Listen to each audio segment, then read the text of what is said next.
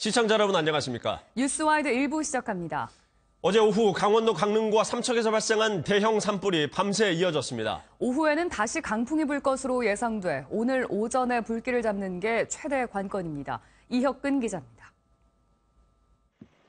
시뻘건 불길이 칠흑 같은 밤하늘을 뒤덮습니다. 어제 오후 3시 반쯤 시작된 강원도 강릉 일대 산불은 건조한 날씨와 강풍 때문에 쉽게 잡히지 않았습니다. 이곳은 매캐한 연기가 가득합니다. 산 전체를 뒤덮은 불길을 잡기 위해 진화 작업은 밤새 이어졌습니다. 경기도와 충청북도 등 인근 지역에서는 급하게 소방 지원에 나서기도 했습니다.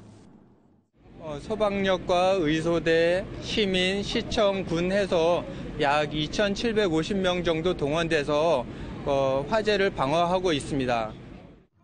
도심 인근 지역의 불길은 상당 부분 잡혔지만 아직 연기와 타는 냄새가 도심을 뒤덮고 있습니다. 강원도 삼척에서도 큰 불이 나 임야 40만 제곱미터가 잿더미로 변했습니다. 경북 상주에서는 여성 등산객 60살 김모 씨가 산불을 피하지 못해 숨지는 안타까운 사고까지 발생했습니다. 오후에는 강풍이 불 것으로 우려되면서 소방당국은 헬기 60여 대와 8천여 명의 인원을 투입하는 등 불길 잡기에 안간힘을 쓰고 있습니다. MBN 뉴스 이혁근입니다. 강풍에 산불이 민가까지 번지면서 강릉 주민 300여 명이 한밤중에 긴급 대피를 해야 했었는데요. 민가 수십 채가 순식간에 타버리면서 갑자기 이재민이 된 주민들은 뜬 눈으로 한밤을 보내야 했습니다. 이어서 김근희 기자입니다. 불길에 무너져 내린 집은 잿더미가 돼 형체를 알아볼 수 없습니다.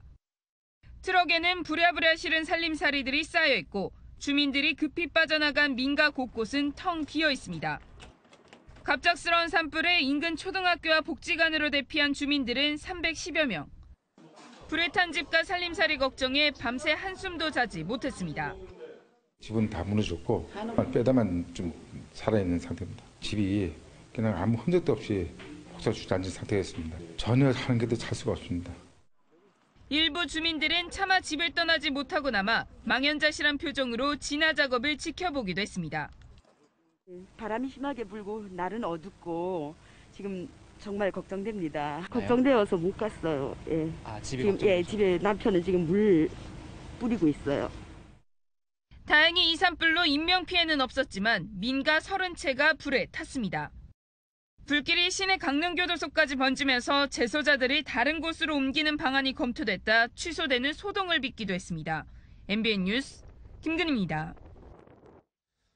강원도 일대를 비롯해 어제 전국 곳곳에선 산불이 잇따르면서 산불경보 심각 단계가 발령됐습니다. 하지만 국민들에게 재난정보를 알려야 할 시스템은 먹통이었습니다. 정수정 기자입니다. 어제 오후 9시 산림청은 강원도 강릉과 삼척 등에서 발생한 산불이 대형 산불로 번지자 산불경보를 심각 단계로 올렸습니다. 어제 하루 동안 전국에서 일어난 산불은 16건. 건조한 날씨에 바람까지 불면서 불길이 커졌습니다. 하지만 재난정보를 알려야 할 국가 컨트롤타워의 대처는 실망스러운 수준이었습니다. 국민안전처의 SNS에는 오늘 새벽까지 산불경보에 대한 알림글이 전혀 올라오지 않았습니다. 이후 산불 예방 및 행동 요령을 알리는 글이 올라왔지만 국민들에게 정작 필요한 정보를 제때 제공하지는 못한 겁니다. 재난문자 역시 감감무소식이었습니다. 어제 오후까지 화재를 주의하라는 내용 외에는 산불 상황이나 대피 등을 알리는 재난문자를 발송하지도 않았습니다. 인터넷에도 재난문자를 받지 못했다는 글이 쇄도한 상황. 시민들은 정부가 아닌 SNS를 통해 들은 소식이 전부라며 답답하고 불안했다는 심정을 토로했습니다. MBN 뉴스 정수정입니다. 네, 그럼 각 후보별로 구체적인 움직임 살펴보도록 하겠습니다. 먼저 문재인 더불어민주당 대선 후보는 선거 전 마지막 주말 수도권을 돌면서 지지를 호소했습니다. 경호 문제에 대한 우려 속에도 사전투표율 25%를 넘기면 프리허그에 나서겠다는 약속을 이행하면서 시민들과 적극적으로 소통했습니다. 안보람 기자가 보도합니다. 서울 홍대 입구역 인근 거리를 사람들이 가득 메웠습니다. 곳곳에 긴장한 표정의 경호원들도 보입니다. 사전투표율이 25%를 넘자 문재인 더불어민주당 대선 후보가 시민들과 프리허그를 하겠다던 약속을 지키러 나섰습니다. 문 후보는 축제 같은 분위기 속에도 경계심을 늦추지 않았습니다. 진짜 선대행정의 완성은 5월 9일인데 우리가 너무 일찍 또 김치 국물을 마시면 안 되는 거 아닙니까? 이보다 앞서선 인천광역시와 경기 안산시, 서울 강남 등을 돌며 지지를 호소했습니다. 유권자의 절반가량이 거주하는 최대 표밭인 만큼 공을 들이는 겁니다. 이제 50% 넘나 안 넘나 저 문재인의 득표율이 관심사죠. 우리 인천만 좀 도와주시면 될 것 같죠? 네. 문 후보와 마찬가지로 수도권에 공을 들이며 보수 결집에 나선 홍준표 자유한국당 대선 후보에 대한 경계도 빠뜨리지 않았습니다. 국정농단 세력들이 다시 뭉치고 있습니다. 여러분 용납할 수 있겠습니까? 아니요. 문 후보는 오늘도 강원에서 충청을 거쳐 호남까지 광폭행보를 이어가며 한 표라도 더 얻기 위해 총력을 다할 예정입니다. MBN 뉴스 안보라입니다. 홍준표 자유한국당 대선 후보는 어제 수도권을 시작으로 충청과 부산, 경남 등을 방문하는 2박 3일 국가개혁 대장정에 돌입했습니다. 홍 후보도 역시 문재인 더불어민주당 대선 후보를 향해서 거침없는 발언을 쏟아냈습니다. 이어서 이동석 기자의 보도입니다. 대선 전 마지막 주말 일정을 자유한국당 당사에서 시작한 홍준표 후보는 안보를 강조하며 문재인 더불어민주당 후보를 겨냥했습니다. 정권을 교체하겠다는 것이 아니라 나라를 교체하겠다는 것입니다. 이 나라 대한민국을 북한에 갖다 바치겠다는 겁니다. 홍 후보는 이어 경기, 고양과 인천 등을 방문하는 등 막판 수도권 표심 잡기에 나섰습니다. 김정의 같은 어린애 그 꽉 쥐고 숨통을 쥐어놔야 돼. 애가 못 가불게 해야 돼. 충청 민심에 구애를 보내기도 했습니다. 김종필 총재님이 만나디면 홍준표가 관상이 제일 좋다. 문재인 후보는 상이 죽상이래, 죽상. 홍 후보는 바른정당에서 탈당한 의원 12명의 복당과 친박 의원들에 대한 당원권 정지 징계 해제를 지시하는 등 보수 대통합 행보에도 나섰습니다. MBN 뉴스 이동석입니다. 안철수 국민의당 대선 후보가 이른바 안풍의 진원지인 광주에서 뚜벅이 유세를 이어갔습니다. 안 후보는 문재인 후보와 친박 세력을 함께 견제했습니다. 오태윤 기자의 보도입니다. 운동화를 신고 가방을 둘러맨 안철수 후보가 아침 일찍 남광주 시장을 찾았습니다. 도매시장 경매대에 올라 즉흥 연설도 선보이는가 하면 시민들과 함께 사진을 찍고 큰 절을 주고받기도 했습니다. 현장에서 만나뵌 분들의 반응은 영남, 호남, 그리고 청년, 중장년층 다르지가 않습니다. 모두 다 변화에 대한 기대를 하고 계십니다. 거기에 더 저는 힘을 얻습니다. 시내버스와 지하철을 이용할 땐 진지한 대화도 이어집니다. 안철수 후보가 시민들을 만나는 장면은 실시간으로 SNS를 통해 생중계됐는데 사흘 만에 누적 조회수가 100만 건을 넘었습니다. 시민들의 호응을 유도하는 소리통 유세도 선보이며 자신감을 드러냅니다. 이번 선거는 과거로 돌아가느냐, 미래로 나가느냐,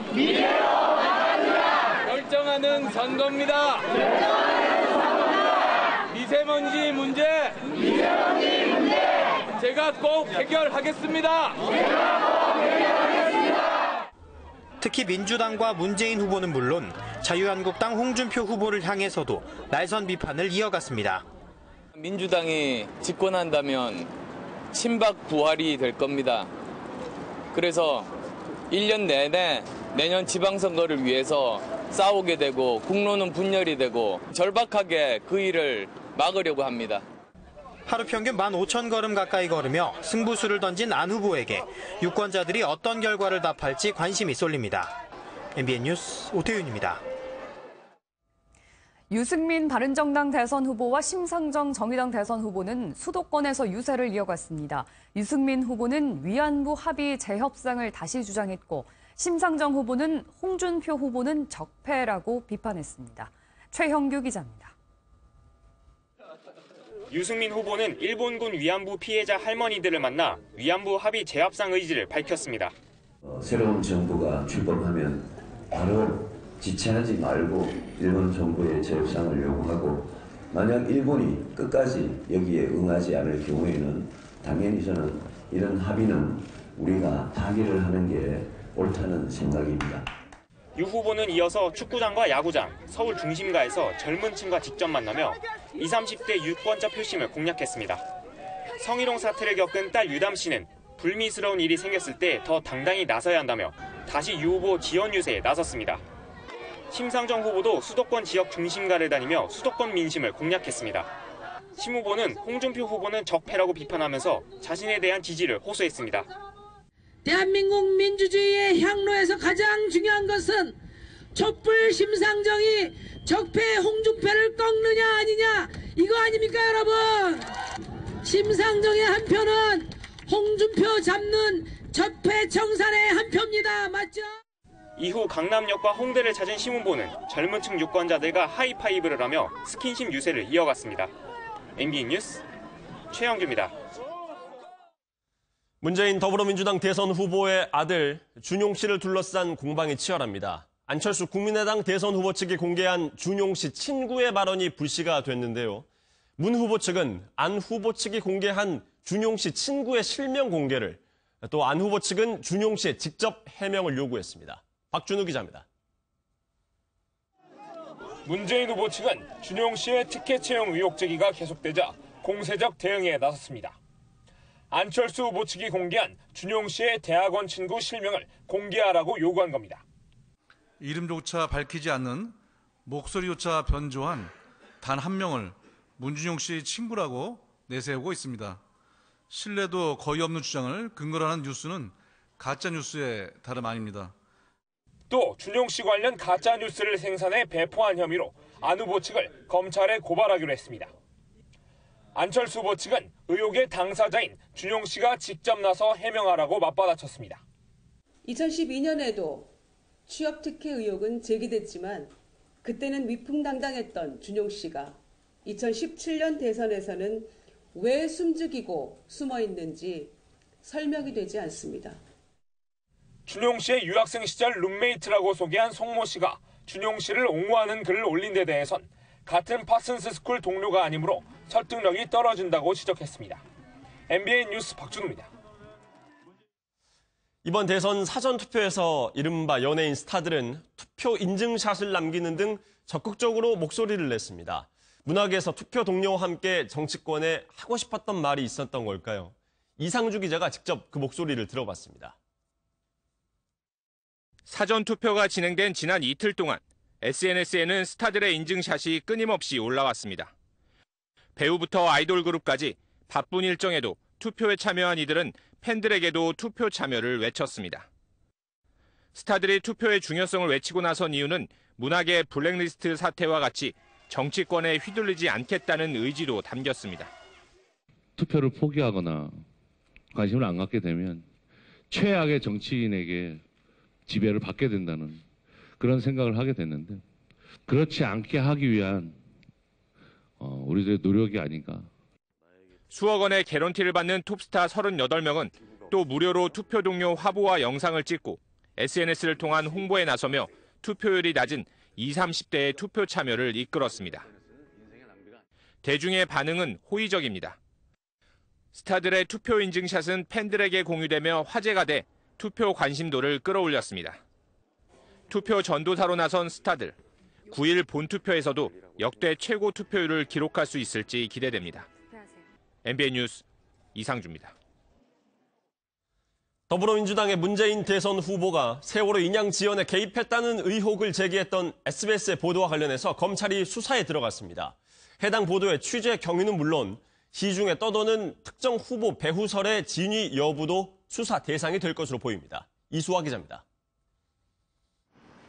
검찰이 SBS의 세월호 인양 지연 의혹 보도에 대한 수사에 들어갔습니다. 해양수산부가 세월호 인양을 고의로 지연했고 이 과정에서 더불어민주당 문재인 대선 후보 측과 거래를 시도했다는 SBS 보도의 진위를 가리기 위한 것입니다. 검찰은 고발장을 접수해 선거법 사건을 전담하는 공안 2부에 배당했고 통상적인 사건 처리 절차에 따라 수사가 진행될 것이라고 밝혔습니다.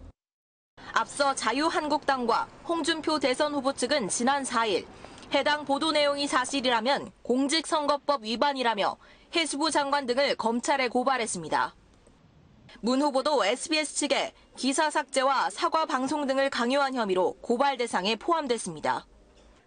SBS 방송 그 진짜 뉴스를 내보냈다가 문재인 측에서 항의를 하니까 자기들 스스로 그거 가짜 뉴스라고 또 방송하는 그런 방송 SBS 그 보지 마세요. 그거. 검찰은 우선 고발장 내용을 검토한 뒤 취재와 보도 경위는 물론 일각에서 제기되는 특정 후보 배후설도 수사할 방침입니다. 하지만 대선이 코앞으로 다가온 만큼 본격적인 수사는 대선 이후에나 가능할 것으로 보입니다. MBN 뉴스 이수아입니다. 북한이 서해 동창리 미사일 발사장 인근에서 대규모 굴착 작업을 하는 모습이 포착됐습니다. 미사일과 관련된 시설을 만들고 있다는 추정에 더 힘이 실리고 있습니다. 김도형 기자입니다.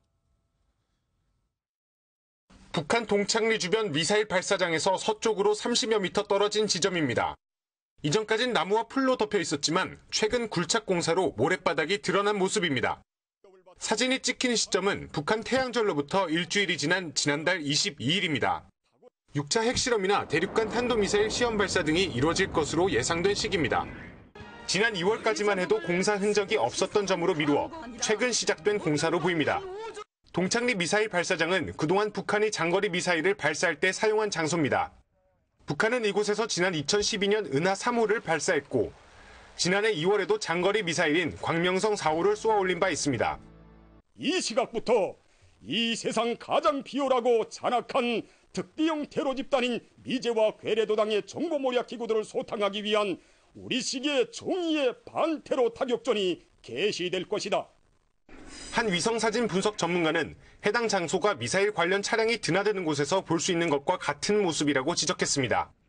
이에 일각에서는 북한이 최근 미사일 발사장을 확장하고 있는 것이 아니냐는 분석이 나옵니다. MBN 뉴스 김도형입니다.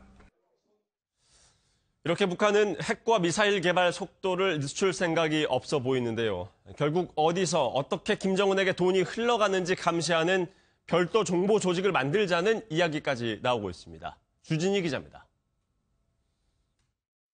미국 하원에 제출된 북한과 관련한 법안입니다. 북한만 감시하는 별도의 정보통합 조직을 만들자는 내용이 담겨 있습니다. 이 조직에서는 대북 제재 이행과 관련한 정보 수집뿐 아니라 북한 대량 살상 무기 조기 경보 체계를 구축하고 수집된 북한 핵 관련 정보를 통합 분석해 미 정보국장에게 매년 보고를 합니다. 즉 어디서 어떻게 김정은에게 돈이 흘러가고 그 돈으로 만든 핵무기가 얼마만큼 진척됐는지 정보 수집에 집중하겠다는 겁니다. which would streamline, synthesize, and synchronize intel on North Korea so that U.S. national security policymakers would have the best information possible. 북한에 돈이 흘러가는 통로로 가장 많이 지적받는 곳은 러시아와 중국. 결국 러시아 국회에서도 누구도 미국에게 감시 정권을 주지 않았다며 명백한 월권 행위라고 반발하고 나섰습니다. 让中方坚决反对任何国家依照自己的国内法对他国进行单边制裁. 북한 무역의 대부분이 중국과 러시아에 집중된 만큼 이 법안이 발효된다면 정보 수집의 대상도 중국과 러시아에 집중될 것으로 보입니다. MBN 뉴스 주진희입니다. 박근혜 전 대통령이 어제 얼마 전 매각했던 삼성동 자택에서 내곡동으로 이사했습니다. 끝까지 박 전 대통령의 곁을 지키고 있는 이영선, 윤전추 전 행정관이 구치소에 수감 중인 박 전 대통령을 대신해 이사를 챙겼습니다. 배준우 기자입니다. 이사업체 차량들이 박근혜 전 대통령의 삼성동 자택 앞에 늘어서 있습니다. 박 전 대통령이 쓰던 가구와 집기들은 상자에 담겨 트럭으로 옮겨집니다. 박 전 대통령은 삼성동 자택에서 내곡동에 마련한 새 자택으로 이사했습니다. 이영선 전 행정관은 삼성동에서, 윤전추 전 행정관은 내곡동에서 구치소에 수감된 박 전 대통령을 대신해 이사를 챙겼습니다. 일부 지지자들과 이웃 주민들은 삼성동 자택 앞을 찾아 이사하는 모습을 지켜보기도 했습니다. 박 전 대통령이 이사한 내곡동 자택은 지하 1층, 지상 2층 규모의 단독주택으로 지난 2008년에 지어져 비교적 깔끔한 상태인 것으로 전해졌습니다. 이사 소식을 접한 내곡동 주민들은 일단 환영하는 분위기입니다. 좋아요, 나는. 좋아요? 그럼 안쓰러 여기 있는 사람들은 내가 판단해 줄 거예요, 오면. 박 전 대통령 측이 내곡동으로 이사를 마치면 경호 인력이 상주하며 자택 경비를 하고 경찰도 경비 인력을 지원할 것으로 알려졌습니다. MBN 뉴스 배준우입니다. 어제 중국에서 날아든 황사가 한반도를 휩쓸면서 전국에 미세먼지 특보가 내려졌습니다. 나들이에 나선 시민들은 우려와 고통을 호소했는데요. 황사는 오늘도 강한 영향을 줄 것으로 예상됩니다. 이정호 기자입니다. 어제 오전 10시 남산에서 바라본 서울. 흑빛 공기 속에서 도심 건물들의 윤곽이 어느 정도 눈에 들어옵니다. 햇빛을 튕겨내 시야를 뿌옇게 하는 초미세먼지가 보통을 유지한 탓에 시정거리는 12km에 달했지만 사실 당시 미세먼지는 세제곱미터당 235 마이크로그램으로 매우 나쁨이었습니다. 보기와는 달리 들이마시기가 어려운 공기였던 겁니다. 지금 밖에 나온 지 1시간 됐는데 너무 힘들죠. 답답한 증세가 조금 있어요. 연휴 나들이길에 나선 가족 전체가 마스크를 쓴 풍경도 쉽게 눈에 띄었습니다. 애들이 집에 있기는 너무 뭐해가지고요. 오늘 데리고 이제 어린이대공원 왔거든요. 황사가 심하다는 거는 미리 인터넷으로 보고 오긴 했는데요. 생각보다 너무 심하긴 합니다. 황사로 인해 사실상 한반도 전역에서 미세먼지 매우 나쁨이 나타났고 미세먼지 주의보와 경보도 전국 대부분에 내려졌습니다. 올해 들어 최악의 미세먼지 상황이었습니다. 눈도 따갑고 목도 칼칼해서 마스크 착용하고 나와야 될 것 같은 날씨인 것 같아요. 짙은 황사는 호흡기에 심각한 문제를 일으킬 수 있습니다. 기관지 섬모를 지나가지고 폐까지 넘어간다면 폐를 자극하고 염증을 일으킬 수 있기 때문에 기상청은 이번 황사가 오늘까지 영향을 줄 것으로 내다봤습니다. MBN 뉴스 이정호입니다. 이처럼 황사가 심한 날에는 될 수 있으면 밖에 나가지 않는 게 상책입니다. 하지만 연휴를 맞아서 불가피하게 외출하는 분들 많으실 텐데요. 황사에 대처하는 방법을 윤길환 기자가 알아봤습니다. 부득이하게 외출을 해야 한다면 반드시 긴 소매의 옷을 입는 게 좋습니다. 황사와 함께 날아오는 각종 오염물질로부터 몸을 보호하기 위해서입니다. 외출 후에는 머리와 손처럼 황사에 노출된 부위를 깨끗이 씻는 게 중요합니다. 외출할 때 이처럼 마스크를 쓴 사람들을 볼 수 있는데요. 이때 반드시 식약처가 인증한 황사 방지용 마스크를 써야 효과를 볼 수 있습니다. 콘택트 렌즈에는 황사를 비롯한 미세먼지가 잘 달라붙기 때문에 안경을 쓰는 것이 더 안전합니다. 차를 몰 경우엔 공기 순환 모드를 내부 순환으로 고정해 외부 공기 유입을 차단해야 합니다. 내부 순환 모드 쪽으로 유지를 시켜주면서 공기가 좀 나빠지게 되면은 외부 유입 모드로 병용을 해주는 게 좋지만은 날씨가 나쁜 경우에는 실내 순환 모드를 외출을 하지 않고 집에 있을 경우에도 반드시 창문을 닫고 공기청정기를 가동하는 등 쾌적한 환경을 유지해야 황사로 인한 피해를 막을 수 있습니다. MBN 뉴스 윤기란입니다. 프랑스가 영국에 이어서 유럽연합을 탈퇴할까요? 프랑스의 미래를 결정할 대통령이 오늘 선출됩니다. 개방을 표방한 30대 젊은 대통령이 탄생할지, EU 탈퇴를 부르짖는 극우 여성 후보가 정권을 잡을지 관심이 쏠립니다. 박호근 기자가 보도합니다. 프랑스 대선 2차 투표가 오늘 오전 8시, 한국 시각으로 오후 3시에 시작됩니다. 지난달 1차 투표에서 1, 2위를 한 39살의 젊은 피 에마뉘엘 마크롱과 극우 여성 후보 마린 르펜이 결성전을 벌이는 셈입니다. 중도 신당 앙마르슈의 후보 마크롱은 개방과 자유무역, 친유럽연합을 주장합니다. 반면 극우 정당 국민전선의 르펜은 프랑스 제일주의를 내세우며 EU 탈퇴, 이른바 브렉시트를 공약했습니다. 프랑스 국민들의 EU 탈퇴 찬반 여론이 대선 후보에 대한 지지와 반대 의견으로 이어집니다. It's very simple. It's because I think France has to stay with Europe. I think she's a populist, she's dangerous, and she. To me, it's important for France. I am not for the euro, and I'm not for Europe. Never was. 결선 투표를 앞두고 발표된 마지막 여론조사에서는 마크롱이 르펜의 20% 이상 앞서는 것으로 나타났습니다.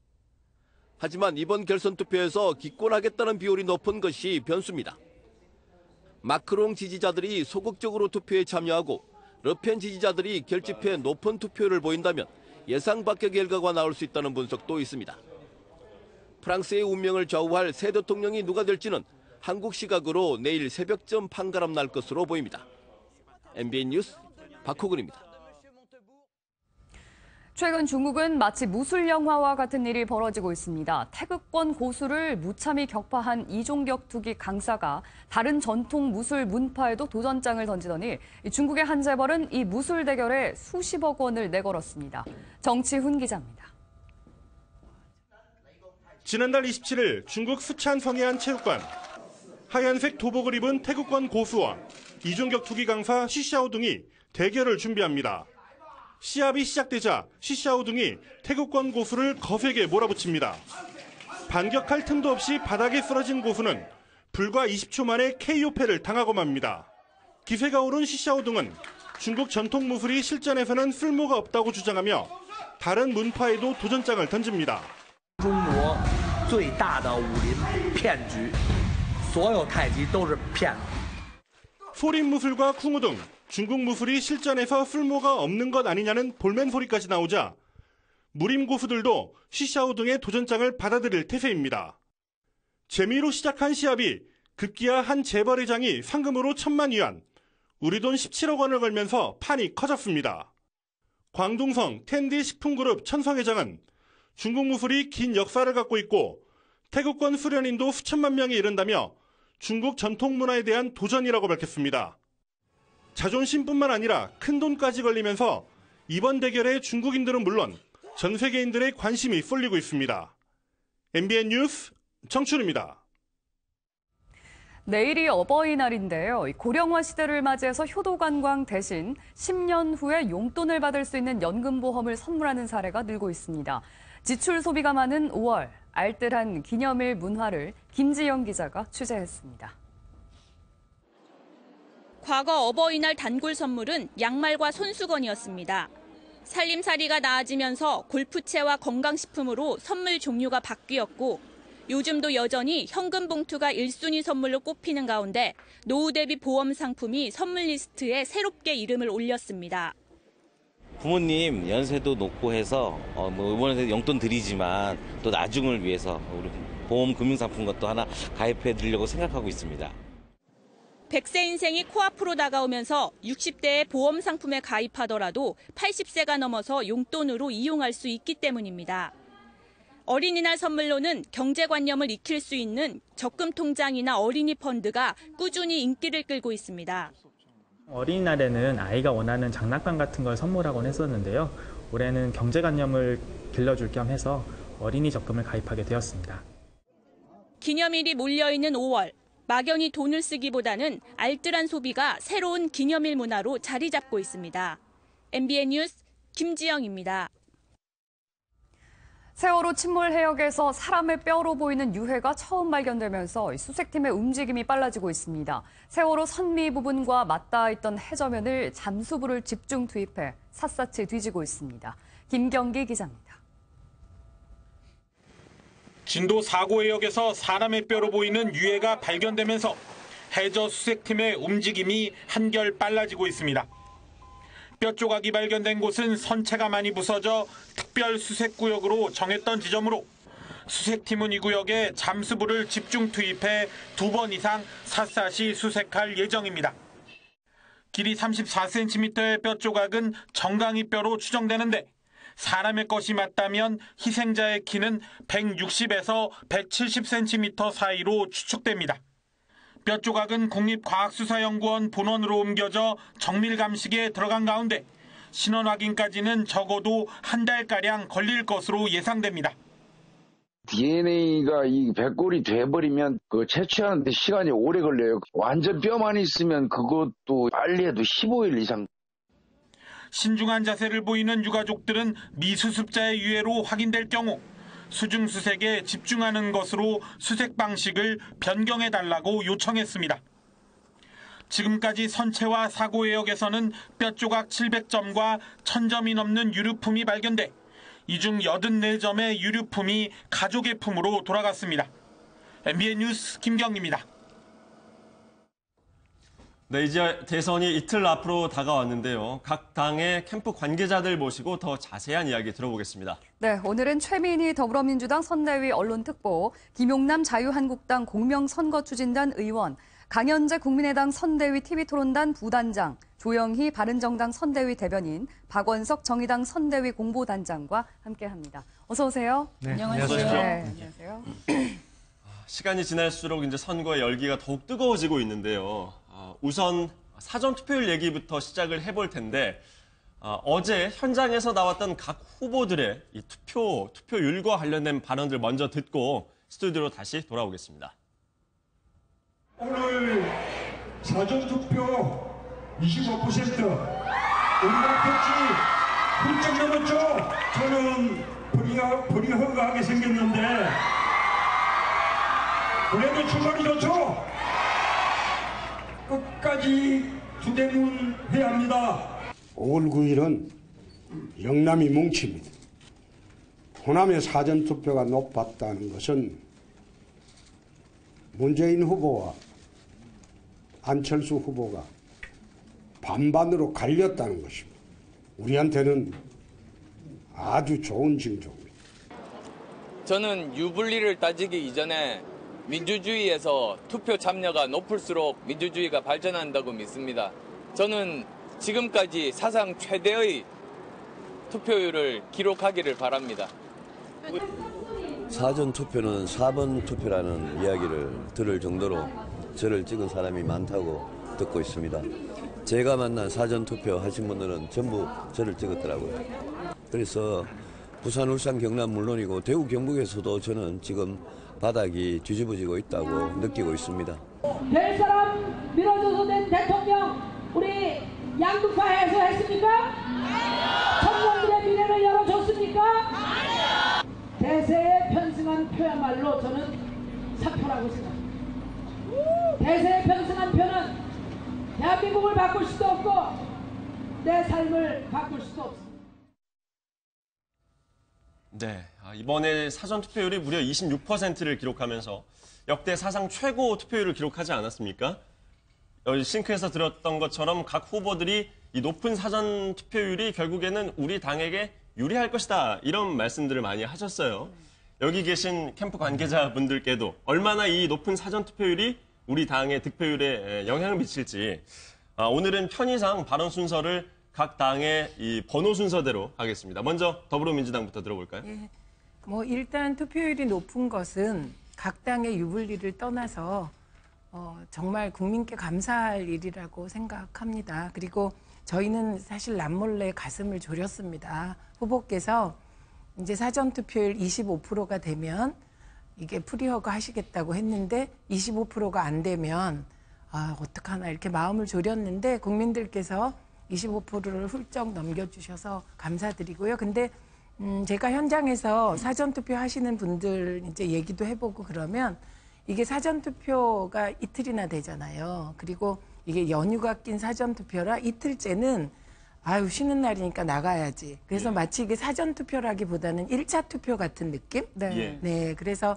이게 선관위도 되게 잘 이 계획을 짜신 것 같고요. 그래서 사전투표율이 높다는 것은 또 본투표율도 높다는 것을 의미하기 때문에 이번 대선이 이게 그냥 치러지는 대선이 아니고 좀 안 좋은 사태로 인한 조기 대선이잖아요. 그래서 이 조기 대선에 대해서 국민들께서 나라를 좀 바로잡아 보겠다는 의지가 강한 것으로 저는 그렇게 판단을 합니다. 네. 그래서 감사드립니다. 네. 예. 보통 이제 투표율이 높으면 그게 진보층에 유리하다 이런 선거 법칙이 있지 않았습니까? 혹시 자유한국당에서도 이 투표율이 높은 거에 대해서 좀 긍정적으로 받아들이고 있으신지? 그렇죠. 예전에는 이제 투표율이 높으면 소위 그 구야권이 유리한 거 아니냐 그랬는데 그 원칙은 지난번 대선에 이미 깨졌습니다. 지난번 대선에 높은 투표율을 기록했는데 전신인 자유한국당의 전신인 새누리당 후보가 당선되면서 그 원칙은 이미 깨졌고요.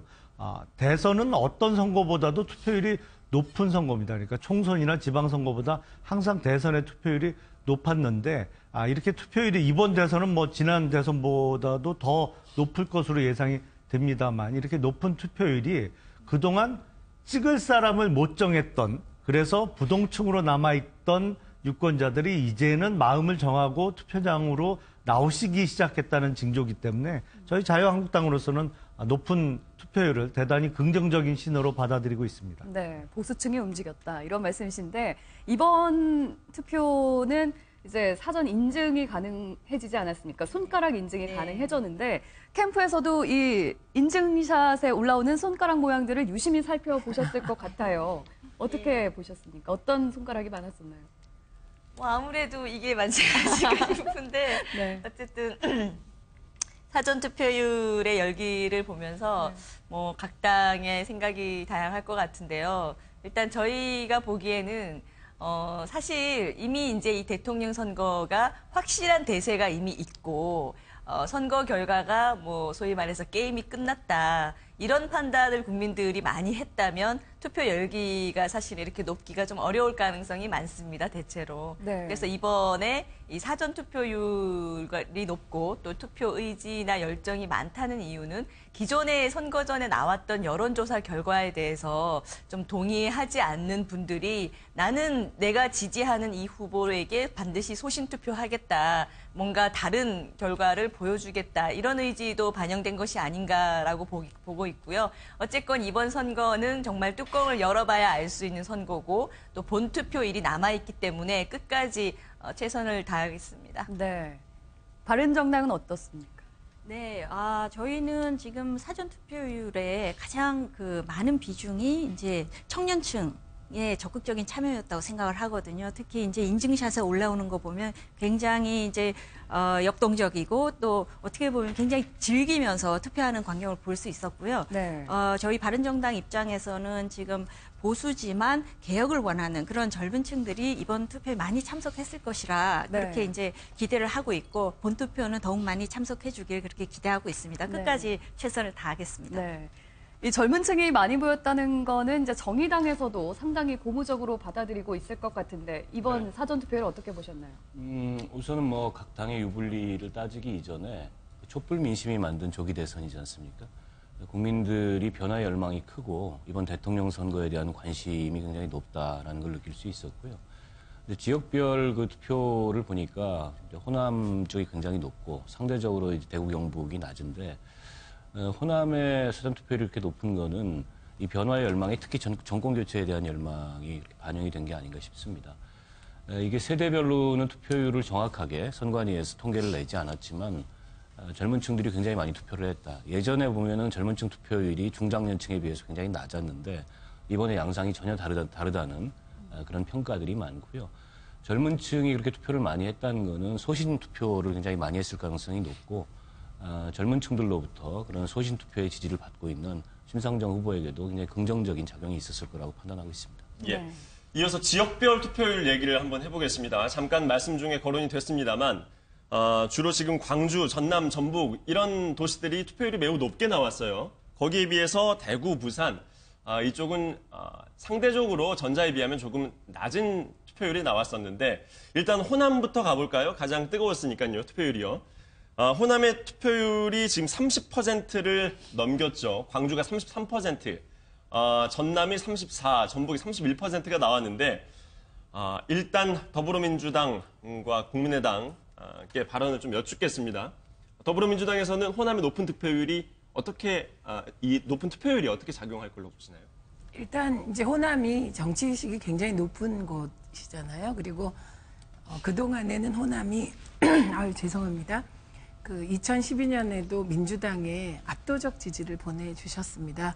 근데 저희가 되게 죄송스럽게 생각을 하고요. 그리고 지난 총선 때는 이제 국민의당에 한 50%의 지지율을 보내주셨거든요. 그래서 이번에 호남의 투표율이 높다는 것은 뭐 일반적으로 얘기되듯이 국민의당과 민주당이 정말 열심히 투표 동료도 하고 열심히 선거운동을 한 결과이고, 그리고 일단 투표율이 높다는 것은 저희는 되게 긍정적으로 감사하게 바라보고 있습니다만, 지난 총선과는 달리 직전 여론조사에서 이제 호남이 저희들에게 마음을 좀 열어주시고 지지를 많이 보내주셔서 그냥 그것이 투표율에 반영되었기를 저희는 소망합니다. 네. 예, 국민의당은 사실 네. 이제 호남을 기반으로 해서 당이 만들어졌는데 이번 투표를 어떻게 해석하고 계시나요? 네, 그래서 이제 국민의당에서는 어차피 그 호남의 어떤 반응을 굉장히 그 예의주시하면서 정성을 들였는데요. 이렇게 봅니다. 호남 민심은 물론 심상정 후보님도 계시지만 어쨌든 문재인 후보냐 안철수 후보냐 두 후보 중에 누군가를 선택하실 분들이 많으실 것 같은데 저희는 어쨌건 간에 그 지난 총선 때 불과 작년이죠. 작년에 문재인 후보께서 호남에서 지지를 해주지 않으면 정계 은퇴를 하겠다라고 말했는데 호남에서 국민의당이 거의 싹쓸이를 했습니다. 그래서 호남의 민심은 그때 소위 말한 친노, 친문 또 문재인이라는 정치인에 대해서 외면을 결정했다고 저희는 보이고요. 그리고 1년이 지난 지금 이제 대통령 선거를 맞이하게 됐는데 호남에서는 그런 말씀을 국민의당이 가장 많이 듣고 있습니다. 우리는 안철수를 지지하는데 왜 여론조사가 이렇게 안 나오느냐. 그거에 대한 그 답답함을 저희보다도 호남 분들이 더 많이 해주세요. 그러시면서 심지어 호남에서는 안철수 미니까 안철수가 더 표를 많이 받을 수 있는 영남에 가서 뛰어라. 우리는 걱정하지 말고 이런 말씀까지 해주실 때는 뭐 눈물이 날 정도로 왜 웃으십니까? 눈물이 날 정도로 감사했습니다. 그것이 사실이고요. 그래서 호남의 민심은 여론조사 때문에 많이 흔들리시고 답답해했지만 결국 안철수 후보를 선택했을 거라 믿고 그 결과를 기다리고 있습니다. 제가 잠시 저희는 그렇게 생각합니다. 민심이라는 것 그리고 정치인들도 스스로도 바뀌고 민심도 바뀐다고 생각합니다.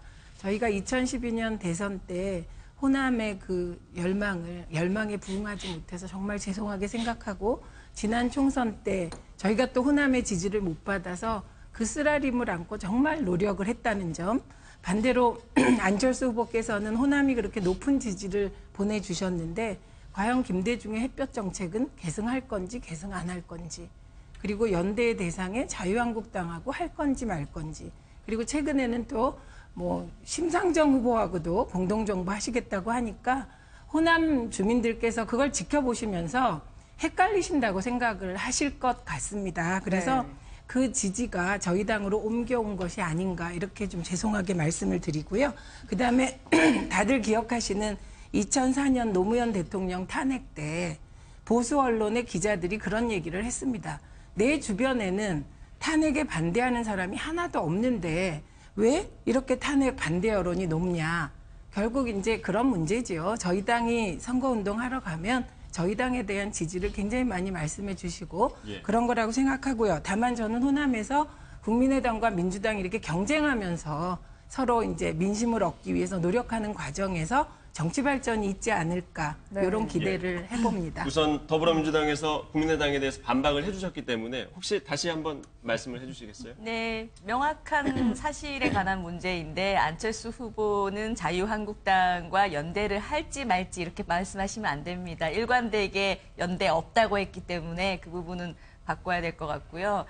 그리고 최근에는 문재인 후보께서도 물론 뭐 대선 후지만 자유한국당과도 협치한다. 이렇게 얘기했죠. 그러니까 그런 부분은 전혀 이제 왜곡이 없어야 할 것이고, 어쨌든 간에 이제 호남의 민심에 대해서는 뭐 충정 어린 마음으로 뭐 호남이건 영남이건 다 대한민국 국민이시고 지금 전국의 대통령이 되고자 하는 자리니까요. 뭐 지지를 많이 해주시기를 바랍니다. 근데요, 여기서 정리를 한 가지 해야 됩니다. 그게 뭐냐면 민주당은 일관된 멘트가 나가요. 당과 후보가. 그런데 국민의당은 당과 김종인 대표와 박지원 대표와 다 말이 다릅니다. 네네. 그래서 국민들이 헷갈리실 수 있고 예. 그다음에 협치의 대상인 거하고 공동정부는 완전히 다른 개념이죠. 네, 이 부분에 대해서는 네. 좀 두 분의 의견이 좀 계속 갈릴 것 같은데 저희가 시간이 좀 부족하다 보니까 다른 분들의 의견을 또 들어봐야 우선 돼서요. 그 호남이 네. 사실 이제 야권 지지 성향이 강하기 때문에 정의당의 발언을 또 듣지 않을 수가 없을 것 같습니다. 예, 뭐 호남은 마치 민주당과 국민의당인 것처럼 두 분이 말씀을 하시는데 그렇지 않고요. 최근 들어서 이제 심상정 후보 호남에서 두 자릿수 지지를 돌파했습니다. 그리고 전통적으로 그 호남의 바닥의 민심은 개혁이고 변화고 그리고 거시적으로 진보입니다. 저는 호남 유권자들의 그런 전략적인 그 선택이 역사적으로 있어왔던 전략적인 선택이 이번 대선에서도 나타날 거라고 보고 또 특히나 이제 촛불 집회와 박근혜 대통령 탄핵이라는 큰 정치적 사건을 겪고 나서의 대선입니다. 때문에 그 이전까지 있었던 그런 그 민심의 흐름과는 좀 다른 양상을 보일 거고 심상정 후보가 그저께 이제 호남 그 지역 투어 유세를 하셨어요. 그래서 광주, 전주, 목포 많은 시민들을 만났는데 이번 대통령 선거에서 꼭 바꿔야 된다라는 변화의 의지가 굉장히 강력하고 그리고 그냥 정권 교체를 넘어서서 이 그동안의 해묵은 이런 문제들을 바꾸는 그런 정권 교체가 돼야 된다 이런 민심들을 느낄 수 있었기 때문에 정의당과 심상정 후보에 대한 상당한 지지가 올 것으로 저희는 기대를 하고 있습니다. 네. 예. 이어서 대구 지역 민심 얘기를 좀 넘어가 보죠. 네. 대구, 부산 뭐 이런 쪽에 앞서 우리가 숫자를 봤습니다만 좀 낮게 나왔어요. 어떻게 보십니까? 좀 아직까지는 좀 그 숫자는 좀 아쉽다 이렇게 느끼실까요? 일단 뭐 대구, 부산 얘기하기 전에 민주당이 다른 거는 뭐 일관성이 있는지 모르겠는데 민주당의 일관된 그 경향은 항상 민주당 쪽에서 나오시면 마이크를 장기 독점하신다는 건 항상 일관성이 있는 것 같습니다. 그거를 지금 디스라고 하시는 건가요?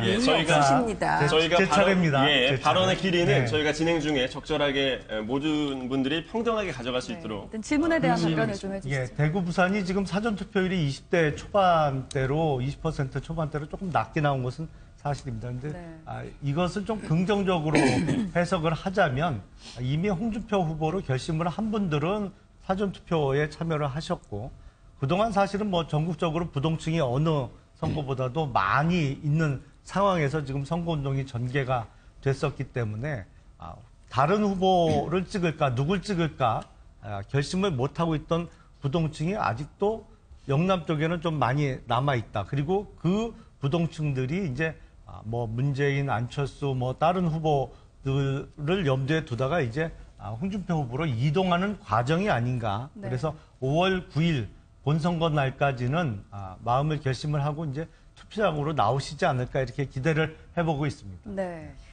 그 중에서도 지금 대구 지역의 사전투표율이 가장 낮게 나왔습니다. 바른정당의 유승민 후보가 기반으로 하고 있는 것이 바로 이 대구 지역이기 때문에 또 유심히 보셨을 것 같은데. 네, 그렇습니다. 저희 바른정당에서는 지금 대구 지역 또 경북 지역 사전 투표율이 낮은 그 상황에 대해서 민심이 아직 결심을 못하고 있다. 처음 탄핵 정국으로 조기 대선이 치루어질 때는 뭐 다 아시겠지만 반기문 유엔 총장이라든지 황교안 총리, 안희정 후보, 안철수 후보 계속 이렇게 방황하고 계셨거든요. 네. 그러다가 이제 안보 위기 상황이라든지 이런 상황을 이제 앞에 두고 조금 더 보수층이 아무래도 보수 후보를 찍겠다는 그런 경향이 높아진 건 사실인 것 같아요. 네. 그렇지만 아직도 이제 혼전 양상을 보이고 있고 저희가 지금 대구에서 이제 듣는 소식으로는 유승민 후보를 지지하는 분들이 없었던 게 아니라 상당히 깔려 있었지만 이제 사표 방지 심리라고 해야 할까요? 지금 이번 선거에서 유승민 후보에게 힘을 실어줬을 때 과연 어느 정도 성과를 발휘할 수 있을 것이냐 개개 유권자들께서 그런 의문을 많이 가지셨어요. 근데 이제 저희가 선거운동을 하면서 느끼는 것은 이번에 이제 마지막 TV 투표를 기점으로 샤이 유승민이 더 이상 없는 거예요. 그래서 계속 구체적인 지지를 보내주시는 분들도 많고 계속 지지율이 올라오고 있다고 저희는 믿고 있습니다. 그래서 이번 사전 투표율이 조금 저조했지만 본 투표로 가면서 좀 더 보수 쪽으로 그리고 개혁 보수인 유승민 후보 쪽으로 쏠리지 않을까 기대하고 있습니다. 네. 보통 사전 투표율이 높은 지역이 최종 투표율도 높은 쪽으로 결과가 많이 나오곤 했었는데 또 하나 관심이 이제 이번 최종 투표율이 역대 기록을 깰 수 있을까? 사전 투표율처럼 82%를 넘을 수 있을까? 이 부분 아니겠습니까? 혹시 각 캠프에서는 이 부분에 대해서 어떻게 예상을 하고 계시나요? 먼저 더불어민주당 캠프 입장부터 들을까요? 아까 그 박원석 단장께서 네. 이제 이번 대선이 촛불 민심을 반영해서 만들어진 조기 대선이다. 그래서 어느 때보다 국민들의 대선 참여 열기가 높다고 말씀을 하셨는데 전적으로 동의를 합니다. 그리고 다른 한편 저는 이번에 국민들께서 가짜 보수와 진짜 보수를 좀 나누어 주셨으면 좋겠습니다. 그리고 이게 보수가 혁신해야 또 한 축이 튼튼해지는 거 아니겠습니까? 그래서 저는 최근에 뭐 유승민 후보 따님 문제나 뭐 마지막 토론회에서 홍준표 후보의 발언이 너무 인상적이었어요. 제가 그 토론회 과정에서 그런 특이한 발언 본 적이 없을 만큼 인격 모독 발언이 나와서 저는 보수의 민낯을 여실히 보여주었다고 생각합니다. 그래서 이번에는 뭐 진보건 중도건 뭐 이런 식의 분류가 좀 안 맞을 수도 있겠습니다만 전 국민이 뭔가 보수 유권자들께서는 보수를 바로 세우기 위해서 진보나 중도 유권자들은 또 다른 나라를 바로 세우기 위해서 각자 그 대선에 대한 참여 열기가 굉장히 높을 것으로 예상을 해서 높기를 기대합니다. 역대 최고의 투표율이 나오기를 기대합니다. 예, 이어서 자유한국당 말씀해 주시죠. 네, 뭐 지금 사전 투표율이 이렇게 높은 거로 봐서 최종 투표율도 80%를 넘지 않을까 싶습니다. 그러니까 바로 지난 대선 때의 투표율보다는 더 높게 나올 것으로 저희도 예상을 하고 있고요. 근데 다만 아마 제 기억에 역대 대통령 선거에서 투표율이 가장 높았던 선거는 1987년에 실시된 대선이 가장 높지 않았나 싶습니다. 그때 아마 제 기억으로는 한 87%를 넘어가는 투표율을 보였었는데요. 그 역대 최고 투표율을 넘기는 쉽지 않아 보입니다만 그래도 그거에 근접하는 적어도 80%는 넘는 투표율을 보일 것으로 예상을 하고 네. 그만큼 이제 뭐 유권자 100명 중에 80분 이상이 이렇게 투표장에 나올 정도면 네. 그중에 그래도 40% 이상의 자유한국당의 홍준표 후보를 지지하는 유권자들이 분명히 계실 것이고 네. 이번 선거는 아마 40%를 훌쩍 넘는 득표율을 보이는 후보는 없을 것으로 보입니다. 그래서 네. 40% 정도의 득표라면 무난히 1위로 당선되지 않을까 싶습니다. 네. 투표율이 높다는 건 그만큼 국민들의 정치적 관심이 높다는 뜻이고 그만큼 정치권에 던지고 싶은 메시지가 있다는 것으로 해석할 수 있는 거 아니겠습니까? 네, 어떻게 그렇습니다. 예상하시나요?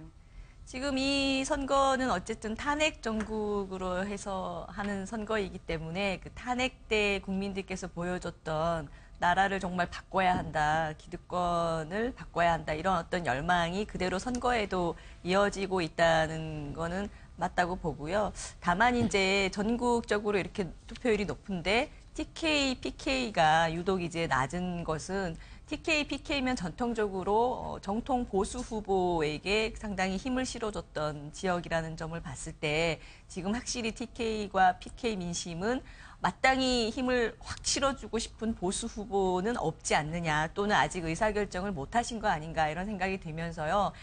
불과 며칠 전에 이 보수층 영남권을 중심으로 안철수 후보에게 또 힘을 실어줘서 그때 문재인 후보를 이기는 여론조사까지도 나온 적이 있습니다. 그러니까 안철수 후보 같은 경우는 보수층과 영남권이 그 많은 지지를 해주면은 문재인 후보도 이길 수 있는 후보라는 걸 보여줬고 반면에 지금 이제 어떻게 보면 정통 보수 후보라고 할 수 있는 홍준표 후보는 아무래도 뭐 서울 경기라든지 호남이라든지 다른 지역에서 상당한 득표를 얻기가 좀 어려워 보이는 후보이기 때문에 네. TK, PK에서 힘을 실어줘도 네. 1등을 할 수는 없는 후보 아닌가 이런 생각이 들면서 아직 마음 결정을 하지 못한 영남권이나 보수층에서는 네. 정말 새로운 대한민국을 열 수 있는 후보가 누구인가에 대해서 냉정하게 판단하시고 이번에 안철수 후보에게 힘을 좀 실어달라 이런 말씀드리겠습니다. 네.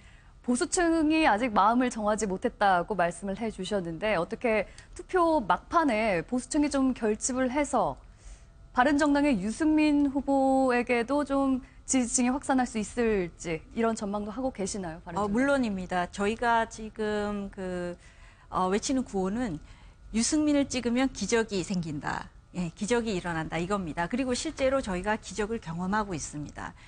각지에서 눈물 어린 후원금이라든지 또 시골에서 온라인 당원 가입을 못 하셔서 일부러 읍사무소 나오셔서 팩스로 당원 가입 신청서를 보내주십니다. 네. 그것도 굉장히 70대, 80대 어르신들이 그런 걸 보면 어르신들조차 보수 개혁의 의지가 얼마나 강한지 그걸 저희가 느낄 수 있고요. 뭐 청년층들은 두말할 나위도 없고요. 저희는 지금 당연히 이제 최종 투표율이 80%를 넘길 거라고 봅니다. 근데 이제 국민의당에서 지난번 총선 때 이제 지지율을 조금 말씀하실 때 제가 조금 아쉽게 생각하는 것은 총선의 경우에는 교차 투표가 있지 않습니까? 그렇기 때문에 마음에 드는 인물과 정당을 각각 정할 수 있지만 대선에서는 그렇게 할 수 없기 때문에 결국은 마음의 결심, 단 하나의 결심을 해야 되지 않겠습니까? 그런 차원에서 조금 다른 결과는 있을 수 있다 이렇게 보는데요. 유승민 후보가 이제 막판에 돌풍을 일으켜서 어르신들부터 젊은 층까지 충분히 공략할 수 있다고 봅니다. 네. 정의당에서는 어떻게 보십니까? 투표율이 높은 건 좋은 거죠. 국민들이 참여할 때 정치가 바뀌고 민주주의가 건강해지는 거기 때문에 지난 정치 경험에서 또 선거 과정에서 국민들도 이제 그런 정치의식의 변화 같은 것들이 일어나고 있다고 보고요. 여러모로 이번 선거는 87년 6월항쟁을 겪은 이후의 선거하고 양상이 유사합니다. 당시에도 6월항쟁과 직선제 개헌이라는 큰 정치적 사건을 겪고 나서 선거가 치러졌고 이번에 이제 촛불 시민혁명과 대통령 탄핵이라는 큰 사건을 겪고 나서 치러지는 선거이기 때문에 87년에 근접한 그런 투표율이 나올 가능성이 높다. 저는 그렇게 보고요. 정당 체제도 비슷합니다. 당시에도 이제 다당제로 여러 명의 후보가 출마해서 치열한 경쟁을 벌였고 지금도 비슷한 양상이기 때문에 그런 요인들 또한 투표율을 이렇게 견인하는데 일정 부분 역할을 하고 있다고 보고요. 네. 그래서 투표율이 높은 게 단순하게 어느 당의 어느 후보에게 유리하고 불리한가 이렇게 평가할 수는 없고 다만 투표의 양상이 무엇을 말해주는가, 젊은 층이 얼마나 투표하는가, 지역별 분포가 어떻게 나타나는가 이런 것들이 종합적으로 이제 투표 결과에 반영이 될 텐데 저희가 주목하는 바는 젊은 층의 소신 투표가 늘어나고 있다. 예전에는 이쯤 되면은 2명의 후보가 치열하게 마지막 구도를 형성하면서 대세를 쫓는 그런 대세 투표 양상이 많았는데 지금 전혀 양상이 그렇지 않습니다. 그래서 이런 젊은 층의 소신 투표가 심상정 후보에게 유의미한 그런 결과를 안겨다 줄 것으로 보고 있습니다. 네. 모든 분들이 투표율이 상당히 높게 나올 것이다. 이렇게 일단 예상을 하고 계십니다. 네. 이제 대선이 이틀 남았는데 후보들이 거리를 돌아다닐 수 있는 시간이 이틀 남았습니다. 어디에 가서 누구에게 지지를 호소하느냐 이게 또 마지막 남은 관심사 중에 하나인데요. 더불어민주당 문재인 후보는 오늘 광주를 찾게 되나요? 거기서 호남 지지자들에게 또 메시지를 던질 텐데 어떤 메시지를 던질 예정인가요? 광주 가시는데요. 광주 예. 가시기 전에 강릉 산불 현장을 먼저 들르십니다. 그래서 강릉 산불 현장에 가서 일단 진압 상황 살펴보시고 예. 그리고 소방관들 위로도 하시고 무엇보다 이제 집을 떠나 계신 분들께 위로를 전하실 거고요. 그리고 광주로 가십니다. 이제 광주에 대해서 정말 저희 당이 죄송하기도 하고 복잡한 마음도 있고 그거 솔직히 인정을 합니다. 그리고 광주가 저희 당이 의석이 한 석도 없습니다. 그러니까 되게 불리한 상황에서 선거운동을 하고 있지만 그럼에도 불구하고 광주는 저희 민주당의 심장입니다. 그리고 그동안 저희를 일관되게 지지해 주셨고 또 저희는 그 심장의 명령을 받들어서 정말 민주주의를 위하여 민생을 위하여 그리고 햇볕 정책을 계승하면서 보다 차원 높은 남북관계를 꿈꾸고 있습니다. 그래서 후보도 이제 광주가 한 번만 더 민주당에게 힘을 몰아주십사 간절하게 호소하시지 않을까 생각합니다. 네. 지금 문재인 후보 캠프에서 목표로 하고 있는 과반 득표, 이거는 가능성이 얼마나 있다고 보십니까?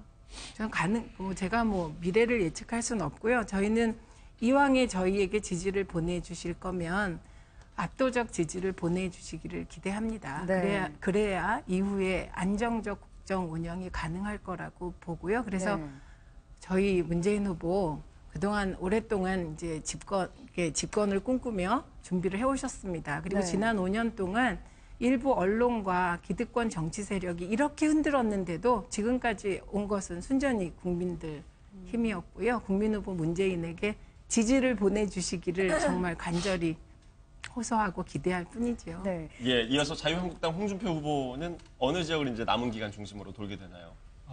오늘은 이제 소위 부울경이라고 하죠. 부산, 울산, 경남을 중심으로 해서 올라오는, 그러니까 수도권을 향해서 내일까지 올라오는 일정을 계획을 했습니다. 사실은 자유한국당과 홍준표 후보는 출발이 가장 늦었습니다. 저희는 이제 기존의 여당의 입장에서 이 탄핵이 공식적으로 선고가 될 때까지는 어떤 당내 경선이나 이런 준비를 할 수 없는 입장이었기 때문에 가장 늦게 출발을 했고, 그러다 보니까 이제 초반에 각종 여론조사나 이런 데서 어려움을 겪었습니다만, 지역적으로 보면 홍준표 후보가 지역에서 처음으로 이제 1위 후보로 여론조사에 나타난 지역이 물론 이제 대구, 경북을 시작으로 해서 이제 부산, 경남, 울산 이 지역까지 이어졌습니다. 그래서 그 지역에서 불기 시작한 홍준표 바람을 충청과 수도권으로 소위 이제 동남풍이라고 하죠. 이제 동남풍을 불러일으키기 위해서 마지막 남은 이틀의 유세 일정을 부울경부터 시작해서 위로 북상하는 일정으로 짰고요. 민주당 쪽에서는 지금 문재인 후보의 과반 득표를 목표로 한다고 했습니다만, 저희는 현실적으로 지금 여러 당에서 각자 후보가 지금 뛰고 있는 상황에서 과반을 넘기는 후보가 나오는 것은 현실적으로 불가능하다고 보고요. 40%를 1위 당선의 어떤 기준으로 삼고 있습니다. 그래서 저희 자유한국당과 홍준표 후보는 이제 이 급하게 올라가기 시작한 상승선을 계속 이어가서 40% 득표를 향해서 뛰고 있습니다. 네. 안철수 후보 같은 경우에는 이제 나흘째 뚜벅이 유세를 하고 있는데 후보는 힘들다는 얘기를 하지 않던가요? 경호원이나 수행원이나 또 취재 기자들까지도 같이 따라다니려면 많이 힘들 것 같은데. 네, 아무래도 걸어서 이제 5일간 유세를 하는 것이 굉장히 체력적으로 힘들 것 같습니다만, 안철수 후보께서 체력 하나는 굉장히 셉니다. 그래서 그거 믿고 열심히 하고 계신 것 같고요. 그리고 또 하나는 이 뚜벅이 유세를 하면서 이제 우리 당에서 정말 느끼는 건데요. 기존에 이제 그 민주당이나 새누리당이었던 자유한국당이나 이런 큰 당에서는 당원 수만 해도 일단 굉장히 많잖아요. 그러다 보니 유세를 한다고 하면은 그 당원들만 모여도 막 엄청난 인파가 되고 이렇게 하는데, 그러니까 사실 이제 동원도 가능하고 조직도 많고 당원도 많고. 그런데 이 안철수 후보는 아시다시피 저희 국민의당이 당원이나 조직이나 모든 것이 굉장히 열세한데요. 안철수 후보가 이렇게 걸어다니는 곳마다 모이는 인파는 정말 자연스럽게 모이는 일반 국민인 겁니다. 그런데 그 모이는 숫자라든지 호응도가 굉장히 높아서 정말 바닥 민심, 실제 국민들 민심, 여론조사에 응하지 않는 분들의 마음은 안철수 후보에게 많이 있다라는 걸 저희가 또 한 번 느꼈고, 여론조사에 굴하지 않고 진짜 이번 선거에서 국민의 진심이 오로지 선거에 모두 반영되는 그런 것을 견인하는 역할을 안철수 후보가 하고 있다, 이런 말씀을 드리겠습니다. 네.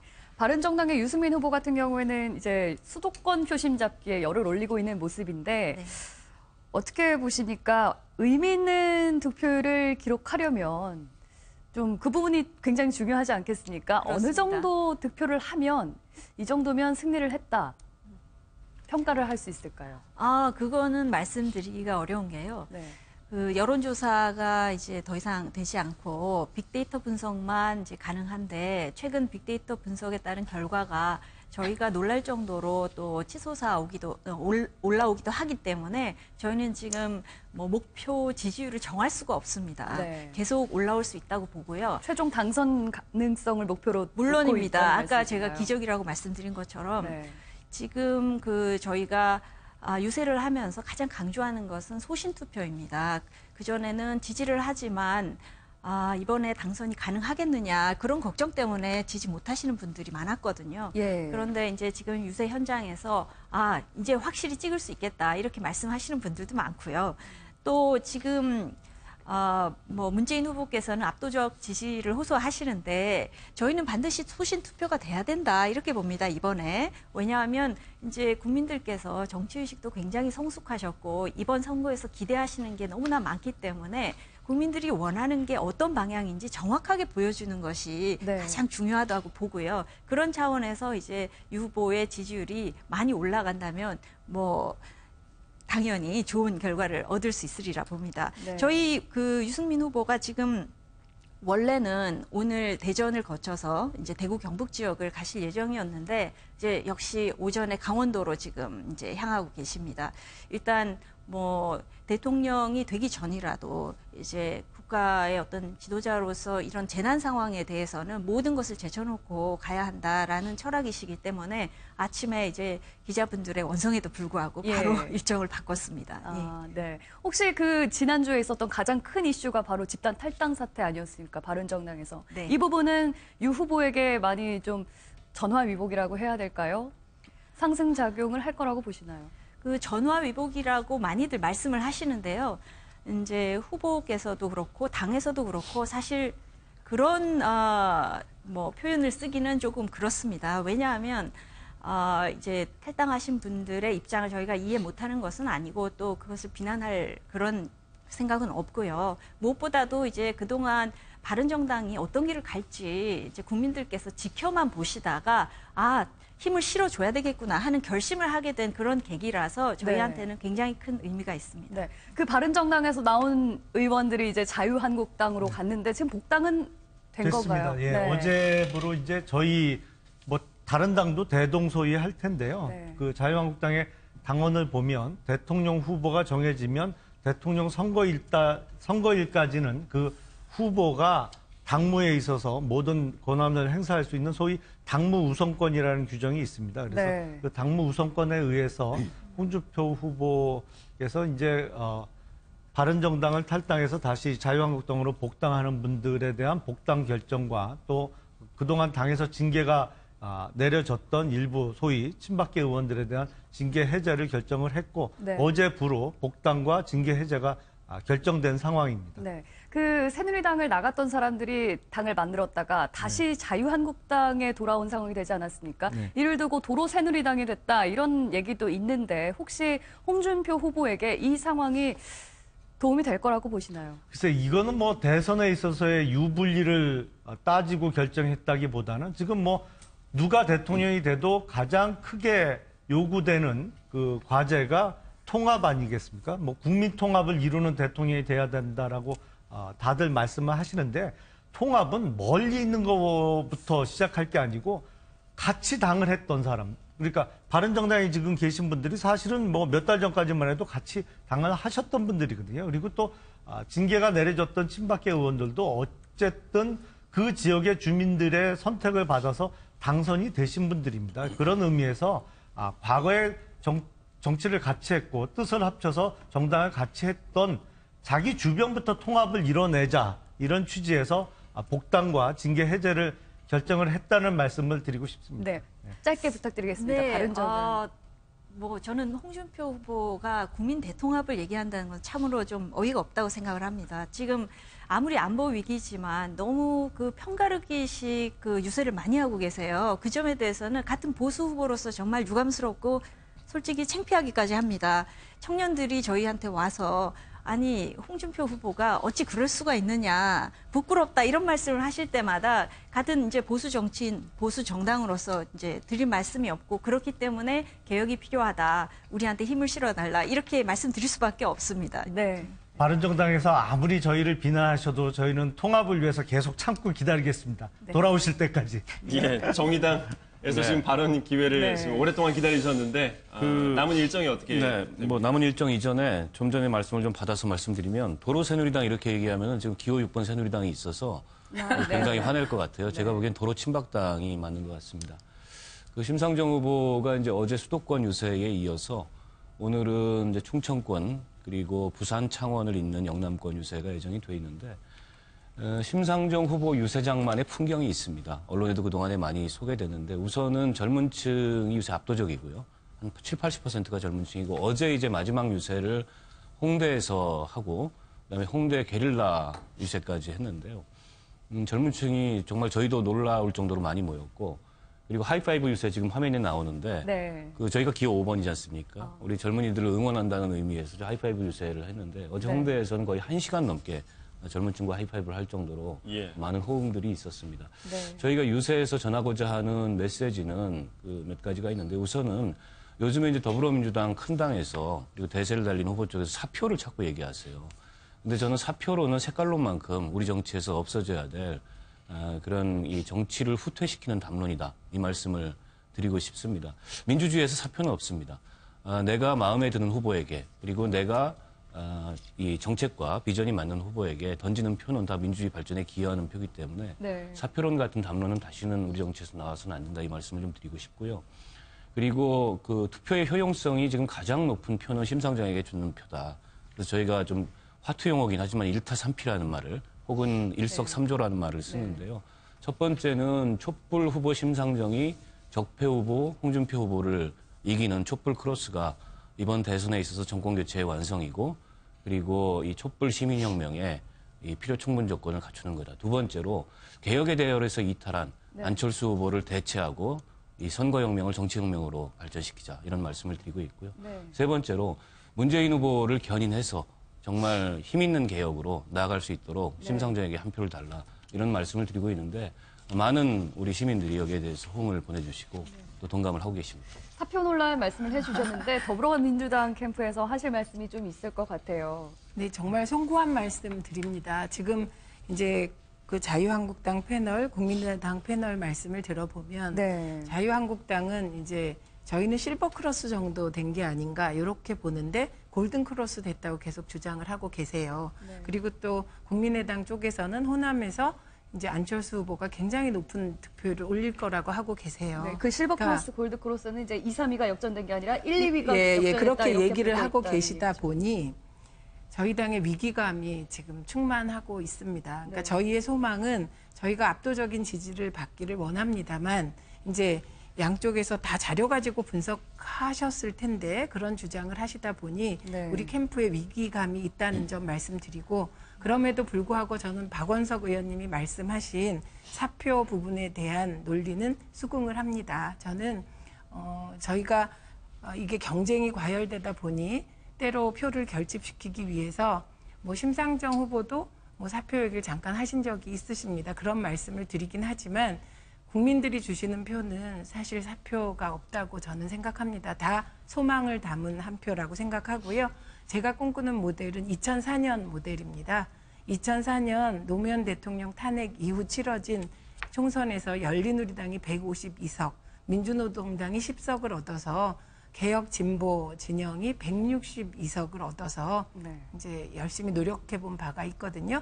그리고 또 전통적으로 보면 개혁 보수 진영이 같이 동반 상승하는 경향이 있고 또 같이 동반 하락하기도 했기 때문에 2004년 모델을 국민들께서 이루어 주셨으면 어떨까? 예. 네, 저희가 요청드립니다. 뭐 시간 관계상 더 많은 얘기를 나누고 싶지만 마지막 한 5, 6분 정도 시간이 남았습니다. 각 캠프 별로 한 1분씩만 짧게 마지막 우리 지지자들에게 또 시청자들에게 호소하는 발언을 드리겠습니다. 먼저 더불어민주당부터 가보겠습니다. 또 1번인가요? 5번부터. 아니, 먼저 하세요. 1번부터 가시죠. 예. 예. 그 저희 문재인 후보 2012년에 대선에 출마했습니다. 그리고 실패했습니다. 그 문재인 후보에게 표를 주신 48% 이상의 국민께 정말 죄송하게 생각합니다. 그리고 지난 5년 동안 문재인 후보 여러 어려움 속에서 특히 무지막지한 정치권과 언론의 흔들기 속에서 여기까지 왔습니다. 착실히 준비하면서 왔습니다. 알고 보면 문재인 정말 괜찮은 후보입니다. DJ의 인내심과 노무현의 열정을 가진 문재인에게 압도적인 지지를 보내주셔서 나라다운 나라 함께 만들어 주십시오. 예, 알겠습니다. 자유한국당 네, 얘기해 주시죠. 지금 벌어지고 있는 북핵 위기는 기존의 어떤 위기하고는 완전히 차원이 다른 문제라고 생각을 합니다. 지금의 민주당의 문재인 후보를 비롯한 민주당 정권은 과거 노무현 정부 시절에 거액의 달러를 북한에 현금으로 주면서 북핵 개발을 가능하게 만들었던 정권입니다. 이런 의미에서 안보를 튼튼하게 지킬 수 있는 홍준표 후보를 지지해 주시고 또 홍준표 후보가 뭐 약간 생소한 느낌은 있습니다만 정말로 소탈하고 가식 없는 후보입니다. 당당한 서민 대통령 후보, 홍준표 후보, 그리고 경남도지사 재선을 했고 또 국회의원 4선을 거치면서 정책과 행정 분야의 능력을 보여줬던 홍준표 후보를 지지해 주십사 하는 부탁의 말씀을 드리겠습니다. 예, 이어서 국민의당으로 가겠습니다. 예, 촛불 민심은 박근혜 대통령 탄핵이긴 하지만 문재인 후보 대통령 만들기는 아닙니다. 그리고 국민들이 지금 바꾸고자 하는 것은 오른쪽 기득권만 나쁘고 왼쪽 기득권은 좋다는 것도 아닐 겁니다. 최순실의 딸 정유라가 안 된다면 문재인 후보의 아들 문준용 씨도 안 되는 겁니다. 기득권을 깰 수 있는 것은 기득권에 빚진 것 없고 지금도 기득권에 빌붙어 있지 않은 후보만이 할 수 있는 겁니다. 그런 후보 안철수 후보이고요. 지금은 비록 국민의당이나 안철수 후보나 조직이든 모든 면에서 약하지만 안철수 후보 대통령 만들어주시면 그 후에는 바른정당, 정의당, 진보진영이든 보수진영이든 이미 공동정부로서 자기 권력을 내려놓겠다라고 한 후보입니다. 밀어주십시오. 네. 예. 바른정당에서는 어떤 전략으로 마지막 펼치시겠습니까? 네, 국민 여러분. 유승민 후보가 마지막 TV토론에서 이렇게 말씀드렸습니다. 따뜻한 보수, 깨끗한 보수, 그리고 정의로운 보수를 계속하게 해주십시오. 이렇게 간절히 말씀드렸습니다. 지금 우리나라가 경제 위기, 안보 위기, 또 공동체 위기를 겪고 있는데 그런 위기는 단순히 적폐청산만으로 극복할 수 없습니다. 또 결기와 강단만 가지고 극복할 수도 없고 막말로는 도저히 극복할 수 없는 위기입니다. 뜨거운 가슴 그리고 차가운 머리가 필요합니다. 유승민 후보 가장 깨끗한 후보입니다. 가장 용감하고 무엇보다 차가운 머리로 여러분들을 경제 위기, 안보 위기, 공동체 위기에서 구해내고자 합니다. 여러분 끝까지 유승민을 지켜봐 주시고 유승민을 찍으면 기적이 일어납니다. 꼭 지지해 주십시오. 네, 마지막으로 정의당에서는 어떤 전략을 취하실지 말씀해 주시죠. 예, 이번 TV토론 우리 국민들이 굉장히 높은 관심을 가지고 보셨습니다. 그런데 심상정 없는 TV토론이 어땠을지 한번 상상해 봐 주십시오. 지금까지 대한민국의 정치는 심상정 없는 TV토론과 같았습니다.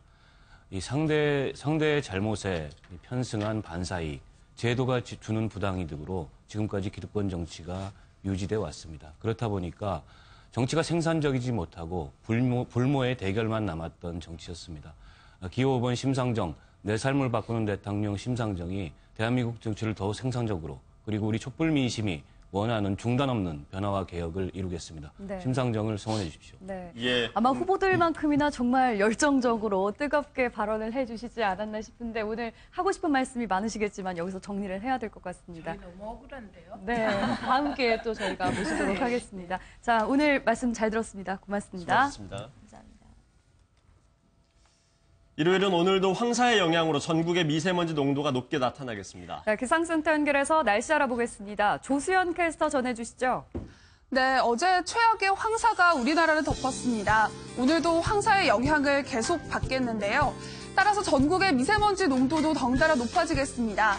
현재 세제곱미터당 서울이 114, 대전이 148 마이크로그램 등 전국에서 나쁨 수준을 나타내고 있습니다. 오늘 수도권과 충남, 호남은 종일 미세먼지 농도 매우 나쁨 수준을 보이겠고 그 밖의 지역도 나쁨에서 일시적으로 매우 나쁨 수준까지 오르겠습니다.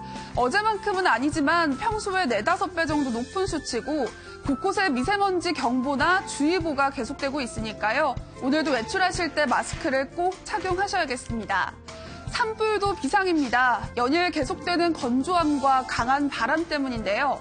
곳곳에 건조특보가 발효 중인 가운데 내일 낮까지 강원 영동을 중심으로 바람이 강하게 불겠습니다. 현재 하늘은 대체로 맑지만 곳곳에 황사가 관측되고 있습니다. 오늘 낮 최고 기온은 서울이 23도, 청주와 대전 25도, 대구 28도로 어제보다 2도에서 3도 정도 높겠습니다. 내일 제주도와 전남 해안에서 비가 시작돼 대선일에는 전국에 비가 내리겠습니다. 날씨였습니다. 뉴스와이드 1부 마치겠습니다. 시청해주신 여러분 고맙습니다.